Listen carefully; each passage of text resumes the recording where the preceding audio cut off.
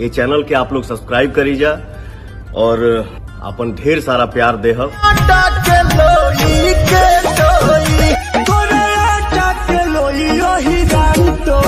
नमस्कार दोस्तों, पहली बार दिखाए पावर स्टार पवन सिंह अपना औकात, तो बताएंगे क्या है खबर। उससे पहले आप चैनल पे नए हैं तो चैनल को सब्सक्राइब करें और दिल से लाइक करें। बिना समय लेते हुए वीडियो को शुरू करते हैं। दोस्तों, जैसा कि शेर सोया रहता है तो टुनटुन यादव जैसे लोग उंगली करते हैं। लो जग गया है शेर, देखते हैं क्या हाँ भागते हो। क्योंकि दोस्त को बता दो कि पावर स्टार पवन सिंह किसी के बात पर जल्दी एक्शन नहीं लेते हैं, क्योंकि वो आप लोग को पता है कि दोस्तों आप बता दें, आज से ठीक 8 दिन पहले भोजपुरी पावर स्टार पवन सिंह का एक गाना आया था जिसका टाइटल था आटा के लोई के टोई, जिसको रिलीज हुए 10 दिन भी नहीं हुआ।